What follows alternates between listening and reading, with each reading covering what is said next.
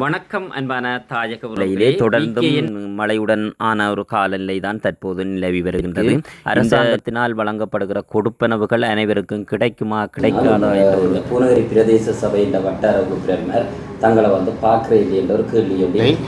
ஆனால் அரசாங்கத்தினுடைய சில சுற்றறிக்கைகளுக்கு அமைவாக அவர்கள் அந்த பாதிப்புக்குள்ளானவர்களை வகைப்படுத்தி இருக்கிறார்கள். அதனை கிராம சேவகர்களோ அபிவிருத்தி உத்தியோகத்தர்களோ ஏற்றுக்கொள்வதாக இல்லை.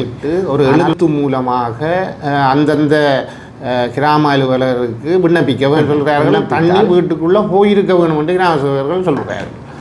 ஒரு தர பதிஞ்சால் மற்றாக்களும் பெருவினம். இந்த விடயத்தில் நீங்கள் இன்னொரு விஷயத்தை சொன்னீங்கள். எங்களுடைய கௌரவ உறுப்பினர்கள் எல்லா வட்டாரங்களையும் போய் மக்களை சந்தித்து இந்த பிரச்சனைகளை ஆராயவில்லை என்ற ஒரு குறைபாடு இருக்கிறோம். படிப்படியாக எல்லா மக்களையும் சந்தித்து ஒரு ஆறுதல் வார்த்தைகளையும் சொல்ல பிரதேசிகளாகட்டும் இந்த பிரச்சனைகளை கொண்டு போகலாம்.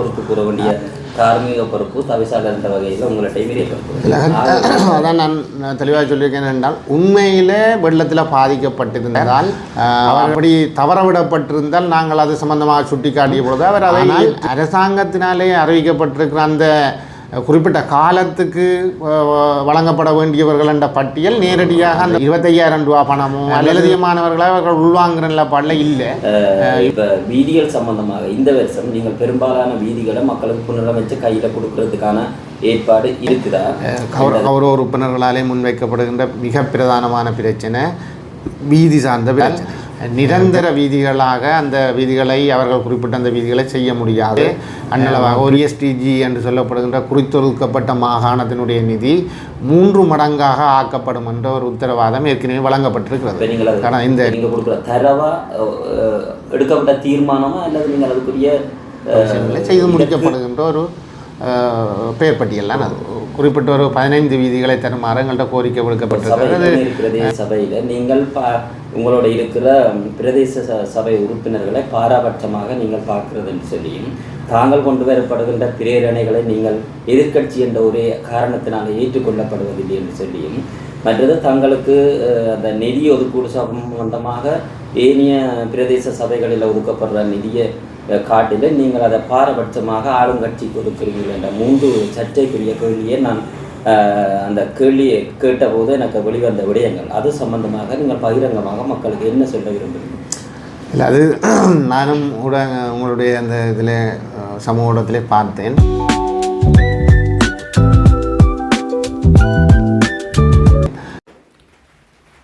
வணக்கம் அன்பான தாயக உறவுகளே. விகேஎன் தாயகம் என்னும் யூடியூப் சேனலுடாக உங்களுடன் இணைந்திருப்பது என்றும் உங்களுடன் நைனேஸ். தற்போது மக்கள் அதிக வெள்ளத்தினாலும் புயலினாலும் பாதிக்கப்பட்டு இருக்கின்ற இந்த நிலையிலே தொடர்ந்தும் மழையுடன் ஆன ஒரு காலநிலை தான் தற்போது நிலவி வருகின்றது. இந்த நிலையிலே இந்த வெள்ள அவலத்தின் போதும் புயலினால் ஏற்பட்ட சேதத்தின் போதும் அங்கே பெரும்பாலான அரச உத்தியோகத்தர்கள் வட்டார உறுப்பினர்கள் தங்களை வந்து தங்களிடம் வரவில்லை, தகவல்களை பெறவில்லை, தங்களுக்கு உதவி செய்யவில்லை என்ற ஒரு அவநம்பிக்கை ஒன்று பரவலாக காணப்படுகிறது. அது தொடர்பாகவும் இப்பொழுது ஏற்பட்ட இந்த அனர்த்தத்திற்கு அரசாங்கத்தினால் வழங்கப்படுகிற கொடுப்பனவுகள் அனைவருக்கும் கிடைக்குமா கிடைக்காதா என்ற ஒரு அச்சப்பாடும் காணப்படுகிறது. அது மட்டுமல்லாது ஒரு சில நாட்களுக்கு முன்னர் பூநகரி பிரதேச சபையினுடைய கௌரவ உறுப்பினர் பூநகரி பிரதேச சபையினுடைய கௌரவ தவிசாளர் தொடர்பாக அதிர்ச்சியான சில தகவல்களையும் எங்களுடைய தளமூடாக வழங்கியிருந்தார். ஆகவே இவற்றுக்கான ஒரு பதிலை கேட்டறியும் முகமாகவும் இந்த மக்களுடைய சேவைகள் எவ்வாறு தொடர்ந்து கிடைக்குமா அல்லது இது தொடர்பான ஒரு கேள்வி கேட்கின்ற அல்லது அந்த பதிலை பெற்றுக்கொள்கின்ற ஒரு காணொலியாகத்தான் இது அமைய இருக்கிறது. தொடர்ந்தும் காணொலியோடு இணைந்திருங்கள். வணக்கம் சார். வணக்கம். என்னடா சார், இப்போ நாங்கள் போன மட்டும் இல்லை சனங்கள் சொல்லி நம்ம என்னென்னு சொன்னால் இந்த பூநகரி பிரதேச சபையின் வட்டார உறுப்பினர் தங்களை பார்க்கிறேன் என்ற ஒரு கேள்வி எப்படி இருக்குது. அதோட இந்த மக்களுக்கான கிடைக்க போகின்ற இந்த கொடுப்பனவு தொடர்பாகவும் உங்களுடைய கருத்து என்னவாக இருக்கும்? வணக்கம். எல்லோருக்கும் வணக்கத்தை தெரிவித்துக் கொள்கிறேன். இந்த கடந்த டிட்வா புயல் என்ற அனர்த்தத்தினாலே பல்வேறு வகையிலே மக்கள் பாதிக்கப்பட்டிருக்கிறார்கள். பொதுவாக மலைநாட்டோடு ஒப்பிடுகின்ற பொழுது மலைய பிரதேசங்களோடு ஒப்பிடுகின்ற பொழுது இந்த பகுதியிலே பாதிப்பு இல்லையா இருந்தாலும் இந்த புனேரி பிரதேசத்தை பொறுத்தவரையிலே கணிசமான பாதிப்பு இருக்கிறது. ஏனென்றால் கணிசமான ஒரு குறிப்பிட்ட மக்கள் பொதுமக்கள் தற்காலிக வீடுகளில் குடியிருக்கிறார்கள். ஆன காரணத்தினாலே பல்வேறு அசௌகரியங்களை இந்த பிரதேசத்து மக்களும் அனுபவித்திருக்கிறார்கள்.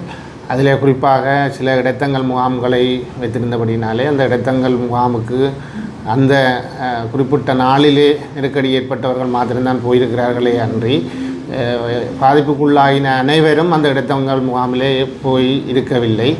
ஆனால் அரசாங்கத்தினுடைய சில சுற்றறிக்கைகளுக்கு அமைவாக அவர்கள் அந்த பாதிப்புக்குள்ளானவர்களை வகைப்படுத்தி இருக்கிறார்கள்.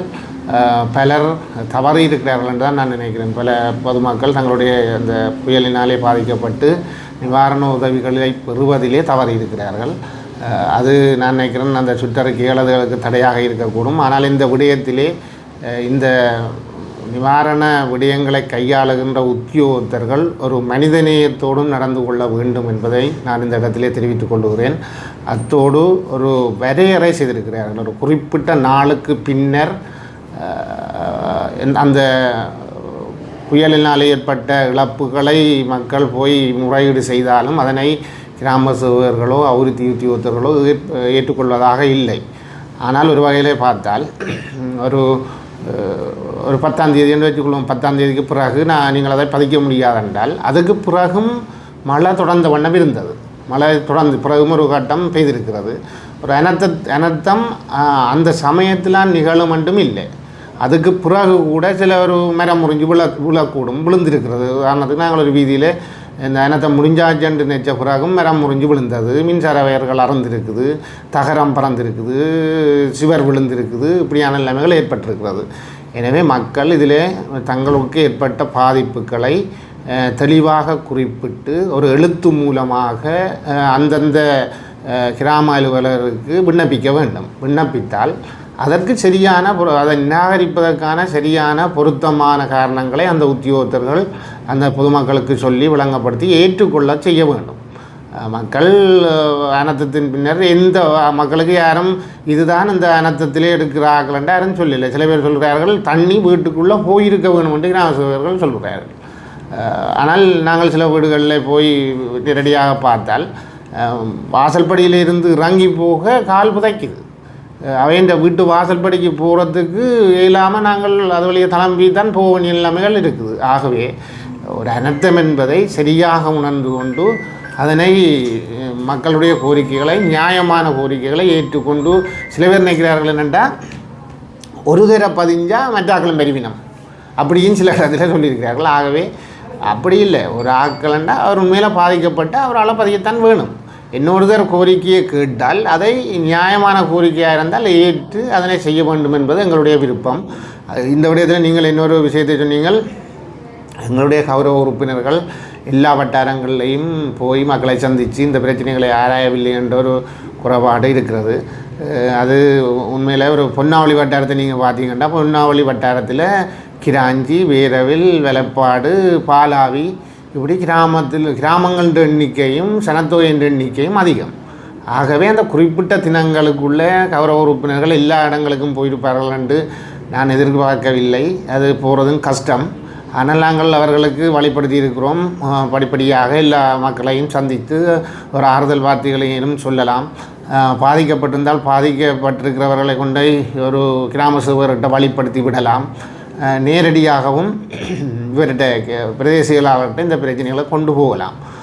ஆகவே ஒரு அனர்த்தம் முடிவடைஞ்ச என்று இல்லை. இப்போ மழை எதிர்காலத்தில் வர இருக்கிறது. அவர்களுக்கான ஒரு நல்ல ஆரோக்கியமான செயல்படக்கூடிய அவர் கருத்துக்களையும் அவர்களுக்கு சொல்லியிருக்கிறோம். எதிர்காலத்தில் கௌரவ உறுப்பினர்கள் வர செயல்படுவார்கள். அதில் எந்த சந்தேகமும் இல்லை. என்னென்னு சொன்னால் நான் உங்களுக்கு கேட்குற ஒரு கேள்வி, இப்போ அவங்க விட மக்கள் பிரதிநிதிகளாக நீங்கள் இந்த பூநகரி பிரதேசம் சார்ந்தால் நீங்கள் தான் பார்த்து கொண்டிருக்கிறீர்கள். பொறுப்பு கூற வேண்டிய தார்மீக பொறுப்பு தவிசாளர் என்ற வகையில் உங்கள்கிட்டையும் இருக்குது. ஆகவே அவங்களை எதிர்பார்த்த மாதிரி உண்மையாக பாதிக்கப்பட்ட மக்களுக்கு நீங்கள் நிச்சயமாக அந்த உதவிகளை பெற்றுக் கொடுக்க முயற்சி எடுப்பீர்களா என்ற விஷயத்தை நாங்கள் சனத்துக்கு ஒருக்கா தெரியப்படுத்துவோம். அதான் நான் தெளிவாக சொல்லியிருக்கேன் என்றால் உண்மையில் வெள்ளத்தில் பாதிக்கப்பட்டிருந்தால் அவர்கள் எனக்கு பிரதேச செயலாளரோடு நான் பல முறை தொடர்பு கொண்டிருக்கிறேன். பிரதேச செயலாளர் நல்ல தெளிவாக இருக்கிறார். அவர் ஒரு கட்டங்கட்டமாக நிவாரண உதவிகளையும் பெற்றுக் கொடுத்து கொண்டிருக்கிறார். அப்படி தவறவிடப்பட்டிருந்தால் நாங்கள் அது சம்பந்தமாக சுட்டி காட்டிய பொழுது அவர் அதை ஏற்று அது சம்பந்தமாக நடவடிக்கை எடுப்பதாகவும் எனக்கு சொல்லியிருக்கிறார். ஆகவே பாதிக்கப்பட்டவர்களுக்கு நிவாரணங்கள் வழங்கப்படும் அல்லது ஏதாவது உதவி திட்டங்கள் வழங்கும் என்றதிலே நான் உறுதியாக இருக்கிறேன், அது நடக்கும். ஆனால் அரசாங்கத்தினாலே அறிவிக்கப்பட்டிருக்கிற அந்த குறிப்பிட்ட காலத்துக்கு வழங்கப்பட வேண்டியவர்கள் என்ற பட்டியல் நேரடியாக அந்த குறித்த காலத்திலே பதிவு செய்யப்பட்டு தரவுகள் எடுக்கப்பட்டவர்களுக்கு தான் வழங்கப்படும் என்று நான் நினைக்கிறேன். ஏனென்றால் தன்னார்வ தொண்டு நிறுவனங்களும் சில நிவாரண உதவிகளை பிரதேச செயலகம் மூலமாக வழங்கப்பட்டிருக்கிறது. வேறு உதவிகள் மீளவும் வந்தால் அதை வழங்காதவர்களுக்கு பகிர்ந்து கொடுப்பார்கள். ஆனால் இந்த அந்த 25,000 ரூபா பணமோ அல்லது குறிப்பிட்ட ஒரு காலத்துக்கு ஒரு மாத ஒழுங்கிலே வழங்கப்படுகின்ற நிவாரணப் பொருட்களோ ஏற்கனவே பதிவு செய்யப்பட்டவர்களுக்குத்தான் வழங்கப்படும் என்று நான் நினைக்கிறேன். மேலதிகமானவர்களாக அவர்கள் உள்வாங்குகிற நிலப்பாடில் இல்லை. இப்படி தன்னார்வ தொண்டு நிறுவனங்களால் வழங்கப்படுற உதவிகளை இனி வரும் காலங்களில் ஏற்கனவே வழங்காதவர்களுக்கு தான் வழங்குறதுக்கான நடவடிக்கையை பிரதேச செயலாளர் மேற்கொள்வார் என்று நான் நம்புகிறேன். மற்ற சார், இப்போ நீங்கள் வரவு செலவு திட்டம் நிறைவு செய்திருக்கிறீர்கள். இப்போ எங்களோட பூநகரி பிரதேசத்தை பொறுத்த மட்டும் எல்லாருமே பிரதேச சபைக்கு உட்பட்ட வீதிகளை பற்றி தான் கதைச்சு கொண்டு இருக்கிறாங்க. அதோட முக்கிய பிரச்சனையும் அதுதான் நான் நினைக்கிறேன். நீங்கள் இப்போ கடைசியாக சொன்னது இப்போ வீதிகள் சம்பந்தமாக இந்த வருஷம் நீங்கள் பெரும்பாலான வீதிகளை மக்களுக்கு புனரமைச்சு கையில் கொடுக்கறதுக்கான ஏற்பாடு இருக்குதா என்றதை நீங்கள் முன்கூட்டியே அதை செய்கிறதுக்கு நீங்கள் நிச்சயித்திருக்கிறீர்கள் என்ற செய்தியை மக்களுக்கு நீங்கள் சொல்லக்கூடிய மாதிரி இருக்கிறீங்களா? நிச்சயமாக எங்களோட பிரதேச சபையை ஆரம்பித்த நாளிலிருந்து இன்று வரை வருகின்ற சபை அமர்வுகளிலே கௌரவ உறுப்பினர்களாலே முன்வைக்கப்படுகின்ற மிக பிரதானமான பிரச்சனை வீதி சார்ந்த பிரச்சனை. பெரும்பாலான வீதிகள் பூநகரி பிரதேசத்தில் இருக்கிற பெரும்பாலான வீதிகள் மிகவும் பாவிக்க முடியாத நிலைமையில் இருக்கிறது என்பது எல்லாருக்கும் தெரியும். ஆனபடினாலே தான் நாங்கள் இந்த 26ஆம் ஆண்டு வரவு செலவு திட்டத்திலே வட்டாரத்துக்கென ஒதுக்கப்பட்ட 2.5 மில்லியன் ரூபாவிலே முழு எல்லா உறுப்பினர்களும் வீதிகளை தான் தெரிவு செய்து வந்திருக்கிறார்கள். ஆனால் உங்களுக்கு தெரியும், பிரதேச சபையினுடைய வருமானத்தின் தொகையை பார்த்தால் நிரந்தர வீதிகளாக அந்த வீதிகளை அவர்கள் குறிப்பிட்ட அந்த வீதிகளை செய்ய முடியாது. அன்னளவாக 1 மில்லியன் 2 மில்லியன் ரூபா அல்லது 2.5 மில்லியன் ரூபாவை தான் ஒரு வீதிக்கு போட்டால் ஆகலும் ஒரு கிரவல் வீதியாக தான் அந்த வீதிகளை மாற்ற முடியும். ஆனால் மாகாணத்தினுடைய குறித்தொதுக்கப்பட்ட நிதியையும் மத்திய அரசின் சில விசேட அமைச்சுக்களால் ஒதுக்கப்படுகின்ற நிதிகளையும் பயன்படுத்தி தான் நாங்கள் நிரந்தர வீதிகளை ஒரு குறிப்பிட்ட அளவு தூரத்திலே செய்ய முடியும். எனவே இந்த அனர்த்தத்துக்கு பின்னர் நான் நினைக்கிறோம் கடந்த வருஷத்தை விட இந்த வருஷத்திலே பிஎஸ்டிஜி என்று சொல்லப்படுகின்ற குறித்தொதுக்கப்பட்ட மாகாணத்தினுடைய நிதி 3 மடங்காக ஆக்கப்படும் என்ற ஒரு உத்தரவாதம் ஏற்கனவே வழங்கப்பட்டிருக்கிறது. காரணம் இந்த 2025 ஒரு 10 மில்லியன் வழங்கியிருந்தால் 26 அது 3 மடங்காக அதிகரிக்கப்படும். அந்த அடிப்படையிலே இம்முறை மாகாணத்தினுடைய நிதியிலே சற்று கூடுதலான நிதி எங்களுக்கு கிடைக்கும் என்று எதிர்பார்க்கிறோம். அதைவிட விசேஷமாக நாங்கள் 25ஆம் ஆண்டிலே எங்களுக்கு ஒப்படைக்கப்பட்ட மாகாணத்தினுடைய வீதி வேலைகள் அபிவிருத்தி வேலைகளை 98% நாங்கள் நிறைவேற்றியிருக்கிறோம். ஆனால் அப்படின்னா நாங்கள் எந்த நிதியையும் திருப்பி அனுப்பவில்லை. அதனாலே அடுத்த வருஷத்திலே எங்களுடைய பிரதேச சபை மீது மாகாண சபையால் ஒதுக்கப்படுகின்ற நிதி கணிசமாக கிடைக்கும். அதன் மூலமாக பல நிரந்தர வீதிகளை அமைப்பதற்கு திட்டமிட்டிருக்கிறோம். அதைவிட மத்திய அரசாங்கத்திட்டையும் சில வீதிகளை உறுதி செய்வதற்கான கோரிக்கைகளை நாங்கள் நிச்சயமாக வைத்து படிப்படியாக எங்களுடைய ஆட்சி காலத்தில் இந்த வீதி பிரச்சனையை முடிவுக்கு கொண்டு வரலாம் என்று நான் நம்புகிறேன். என்னடா சார், இப்போ நீங்கள் கடைசியாக ஒரு பிரேரணைக்கு பிறகு ஒரு நீங்கள் தீர்மானம் என்று கொண்டு நீங்கள் ஒரு வட்டாரத்துலேயும் ஒரு வீதி அமைக்க போகிறோம்னு சொல்லி, அது உண்மையில் நீங்கள் கொடுக்குற மாதிரி அந்த வீதிகள் வருமா? இல்லை நாங்கள் வெளியில் சொன்னால் பிறகு அந்த வீதி அமைக்கல சனம் வந்தால் இப்போ நீங்கள் அது நீங்கள் கொடுக்குற தரவாக எடுக்கப்பட்ட தீர்மானமா அல்லது நீங்கள் அதுக்குரிய இதை கேட்குறீங்களா அவங்கள்ட்ட? இல்லை அது நாங்கள் இப்போ வரவு செலவு திட்டம் இறுதி செய்யப்பட்டிருக்கிறது, நிறைவேற்றப்பட்டிருக்கிறது. அந்த வரவு செலவு திட்டத்தின் ஒரு பகுதியில் அந்த பேர் குறித்து வீதியின் பேர் குறித்து நாங்கள் அந்த பட்டியலை இணைத்திருக்கிறோம். அந்த வீதிகள் நிச்சயமாக அந்தந்த ரூபா பெறுமதிக்கு அது செய்து முடிக்கப்படும். அது சும்மா பட்டியலாக போடப்படுற விஷயம் இல்லை, செய்து முடிக்கப்படுகின்ற ஒரு பெயர் பட்டியல் தான் அது. மற்ற சார், அந்த அனர்த்தத்துக்கு உள்ளான வீதிகள் என்று இப்போ நீங்கள் இப்போ கடைசியாக எடுக்கப்பட்ட வட்டார ரீதியாக கேட்கப்பட்ட அந்த வீடியோகள் நிச்சயமாக நீங்கள் அதை செய்து கொடுப்பீங்களா? அது இப்போ அனர்த்தத்தின் பின்னரான ஒரு நிலைமையில் சில விசேட பணம் அதுக்கு ஒதுக்கீடு செய்யப்படுகிறது. எங்களுக்கு இப்போ ஒரு குறிப்பிட்ட ஒரு 15 வீதிகளை தருமாறு எங்கள்கிட்ட கோரிக்கை விடுக்கப்பட்டிருக்கிறது. அது அந்த வீதிகள் இன்றைக்கு சபை அமர்விலே நேரடியாக அங்கிருந்து கேட்டபடியால் சபையில் நேரடியாக விட்டு நாங்கள் அந்த வீதிகளை வட்டார உறுப்பினர்களிடம் கோரிக்கை விடுத்திருந்தோம். அது நாங்கள் அந்த பட்டியலை கொடுத்திருக்கிறோம். அவர்கள் நேரடியாக களத்துக்கு வந்து பார்வையிட்டு அதுக்குள்ளே தெரிவு செய்வார். எல்லா வீதியும் நடக்கிறதுக்கான வாய்ப்பு அது குறையும். அதில் அவர்களால் தெரிவு செய்யப்படுகின்ற வீதிகள் இந்த வெள்ளத்தால் தான் பாதிப்பு ஏற்பட்டிருக்கிற என்று உறுதி செய்த பிறகு அவர்களால் அந்த வீதிகள் தெரிவு செய்யப்படும், முழுமையாக செய்யப்படும் என்று நான் சொல்ல முடியாது. மற்ற சார், இறுதியாக ஒரு முக்கியமான கேள்வி. நான் கடந்த சில நாட்களுக்கு முன் ஒரு புனரி பிரதேச சபையினுடைய கௌரவ உறுப்பினர் ஒரு ஆள் சந்தித்த போது அவர் எனக்கு தெரிவித்த விடயங்கள் சம்பந்தமாக எனக்கு போதிய விளக்கம் கிடைத்திருந்த போதிலும் நான் உங்கள்கிட்ட இந்த மக்களுக்கு ஒரு செய்தியை சொல்ல வேண்டும்ன்றதுக்காக உங்கள்கிட்ட நான் திரும்பவும் கேட்குறேன். எங்களுடைய சபையில் புனேரி பிரதேச சபையில் நீங்கள் உங்களோட இருக்கிற பிரதேச சபை உறுப்பினர்களை பாராபட்சமாக நீங்கள் பார்க்குறதுன்னு சொல்லியும் தாங்கள் கொண்டு வரப்படுகின்ற பிரேரணைகளை நீங்கள் எதிர்க்கட்சி என்ற ஒரே காரணத்தினால் ஏற்றுக்கொள்ளப்படுவதில்லை என்று சொல்லியும், மற்றது தங்களுக்கு அந்த நிதி ஒதுக்கீடு சம்பந்தமாக ஏனைய பிரதேச சபைகளில் ஒதுக்கப்படுற நிதியை காட்டில் நீங்கள் அதை பாரபட்சமாக ஆளுங்கட்சிக்கு ஒதுக்குறீர்கள் என்ற 3 சர்ச்சைக்குரிய கேள்வியை நான் அந்த கேள்வியை கேட்டபோது எனக்கு வெளிவந்த விடயங்கள் அது சம்பந்தமாக நீங்கள் பகிரங்கமாக மக்களுக்கு என்ன சொல்ல விரும்புகிறீங்க? இல்லை, அது நானும் கூட உங்களுடைய அந்த இதில் சமூக ஊடகத்திலே பார்த்தேன். கௌரவ உறுப்பினர் ஒருவர் இப்படி சொல்லியிருந்தார், தங்களை பாரபட்சமாக பார்க்குற ஒரு விடயம். மற்றது வேறு பிரதேச சபைகளிலே பிரதேச சபை உறுப்பினர்கள் அனைவருக்கும் நிதி ஒதுக்கீடு செய்யப்படுகிறது என்ற ஒரு விடயம். 3வது, தங்களுடைய பிரேரணைகள் தங்களாலே வழங்கப்படுகின்ற பிரேரணைகளை சபைக்கு கொண்டு வருவதில்லை என்ற இந்த 3 விஷயங்களை நீங்கள் அதில் நானும் பார்த்தேன். நான் அதனை ஏற்றுக்கொள்ளவில்லை. நாங்கள் யாரையும் பாரபட்சமாக பார்க்கவில்லை. நீங்கள் இன்றைக்கு ஊடகங்கள் வந்திருந்தது, நீங்கள் வந்து பார்த்தால் மதிய பூசணம் நடந்தால் அதில் எல்லோரும் இருந்து தான் சாப்பிட்றோம். கருத்துக்களை பதிவு செய்ய அவர்கள் கருத்துக்களை முன்வைப்பதற்கு என்னட்ட கூறினால் அவர்களுக்கு தேவையான சந்தர்ப்பங்களை நான் வழங்குகிறேன். பாரபட்சம் என்று அவர்கள் சொல்கிறது எனக்கு என்னென்று விளங்கையில் நான் ஒருவரையும் அப்படி என்னுடைய தனிப்பட்ட வாழ்க்கையிலையும் மற்றவர்களோடு நான் பாரபட்சத்தை காட்டுறது கிடையாது. சபையிலேயும் அப்படித்தான் ஒரு சுமூகமான நீங்கள் சபையின் அமர்வுகளை நீங்கள் பார்த்தீங்களா, வேறு சபை அமர்வுகளை இதை நீங்கள் இலவாக புரிந்து கொள்ளலாம். அது ஒரு விஷயம், அது அவருடைய மனத்தில் தோன்றியதை அவர் சொல்லியிருக்கலாம்.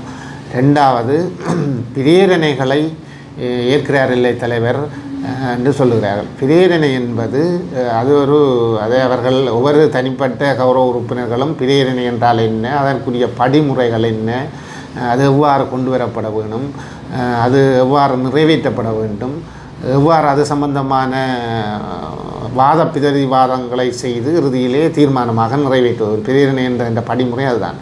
உங்களுக்கு தெரிய வேணும் என்னென்றால், பிரேரணை ஒன்று முதலிலே எழுத்து மூலமாக கௌரவ தவிசாளரோடு கலந்துரையாடி தான் ஒரு பிரேரணை முன்வைக்கப் போகிறேன் என்று ஒரு எழுத்து மூலமாக தர வேண்டும்.